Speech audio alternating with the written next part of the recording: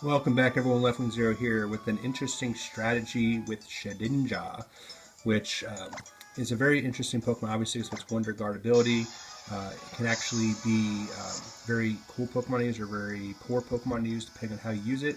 So I'm going to try to make it immortal. Well, as close to immortal as possible. So I'm going to open up with Audino and Carbink, and what we're going to try to do is we're going to try to get the sturdy ability onto Shedinja.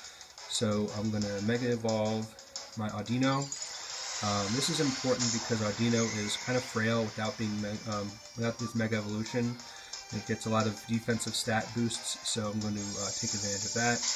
And basically all you really have to do is you have to have Carbink's skill swap Sturdy onto Audino. But first it's got to survive, so I lucked out by surviving there. So now my Audino has Sturdy. And now I'm going to have Audino use Trick Room. That way I'll be guaranteed to go first the next turn. Although Tyranitar is kind of slow. And now Sandstorm is up, so this is going to be kind of tricky. You're going to be kind of asking yourself, why am I going to be using Shedinja in this battle? Because of Tyranitar having the sand up, then Shedinja can get affected by weather. Well, my Shedinja has safety goggles, so it doesn't get affected by weather effects. So now I'm going to use the move entrainment, which basically teaches the Pokemon you use it on the ability that you have. And I'm going to change Wonder Guard into Sturdy. So now at 1 HP, Shedinja has unlimited use of Focus Sturdy. And with the ability Sturdy, basically is if you have 1 hit point left, it keeps you alive. So Shedinja always has 1 HP. So it's always going to survive. Now I know this is exciting and all, but there are some ways around this. Basically, if there are any Pokemon that have the Mold Breaker ability, that would totally destroy it because it looks through abilities like that. And my opponent's seeing this right now and it's just totally going for Audino because it knows it's pretty much fucked right now. It can't touch my Shedinja right now. And the reason I paralyzed it, if you're asking why I paralyzed my own Shedinja, that's also because the other way that it can possibly be defeated is via being burned or being poisoned, which would then just destroy it right away. So once you get it paralyzed, that makes you immortal from getting any type of status damage via burn or via poison. And you have immortality to weather with the safety goggles. So again, like I said, let's see I survive again. Sturdy, the only way that I can really get killed with Shedinja right now is with a Pokemon with Mold Breaker, or with possibly if someone was smart and used Knockoff to knock my safety goggles off while the weather was up, then that would destroy me as well. There's just different things. There's very few in between. So I know that Heatran's a very bad example for this video because Heatran pretty much walls Shedinja with its stab moves of Shadow Claw and X-Scissor. And then plus you can't really burn it and you can't poison it. So you basically just have to whittle away at Heatran. So, but most of the time the opponent's going to just see that there's nothing they can do and then just end up forfeiting. So I can see, like, if this was any other battle, I would be just saying, yeah, I'm getting my ass kicked here.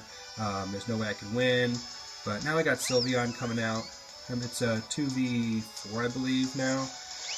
But Sylveon with choice specs is going to easily take care of Tyranitar. Of course, this isn't going to do anything to Heatran. Heatran is going to kick Sylveon's ass with a couple of flash cannons. Like this first one I don't think kills, but I think the next one does.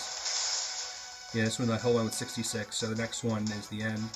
So I'm going to go with Shadow Claw again, whittle away at it little by little. And then also, another way you can get Shedinja is if there's Pokemon with rough skin or rocky helmet, that you end up killing yourself with that. So, like I said a couple times, there's different ways you can go about this. Now I'm just going to protect and try to stall out, I guess, my moves. I don't know.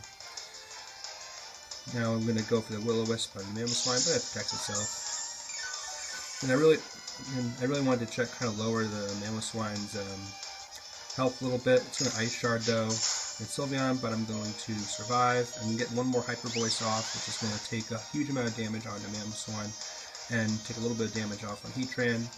This Flash Can's going to finish off Sylveon, so now it's just me versus the world here. It was a 1v3.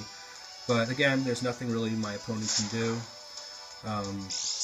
Heatran gets down to about 10% health right now. Mamoswine's pretty low as well. And this is actually kind of funny here. My opponent, I guess, is getting pissed off and they're just attacking each other now. So I thought that was kind of hilarious that my opponent was just so frustrated that they decided to attack each other. But so they kill their own Mamoswine. I go for the Toxic onto Mamoswine, but of course it redirects onto Heatran, which doesn't affect. So I made a boo-boo there. I should have just kept on going for Shadow Claw onto Heatran because that's really the only threat. Because even Breloom is powerless because they can't spore me, can't put me to sleep because I already have a status on me. Nothing really that my opponent can do here. But then I was thinking too, but before his next turn happened, what happens if there's multiple hit attack? Does Sturdy still stay up? So Heatran's just protecting like crazy now. And we're going to get the answer to that question here. So Breloom's going to use Bullet Seed, which is going to hit a few times here. And Sturdy is going to protect it every single time. So I thought that was pretty amazing because that was like the question I had with this strategy was what would happen if, like, you know, I had a Cloyster with Icicle Crush or Icicle Spear against me, or the situation with Breloom with Bullet Seed, and that answered my question. So now I think it was around here my opponent just decided to forfeit because they knew there was nothing they can really do, and they forfeit right there. So I thought that was a pretty cool strategy. And anyone can do this strategy. I mean, there's no hidden secret moves or anything like that. There was another strategy with that's not VGC legal with Shedinja, where you have the move Mimic, which is taught by a move tutor on Fire Red, Leaf Green, where basically you can mimic entrainment onto Shedinja, and then you can entrain Wonder Guard onto, say, any electric type Pokemon with an air balloon, so you basically are immortal. But I didn't want to show that because you know, this strategy is actually VGC legal to what I'm showing you now.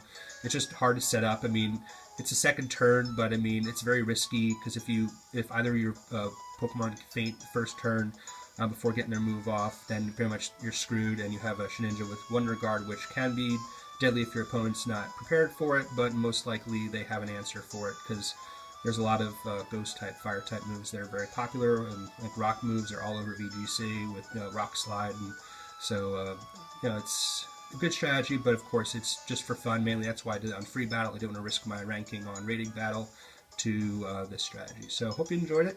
Thanks for watching. Please like, comment, subscribe.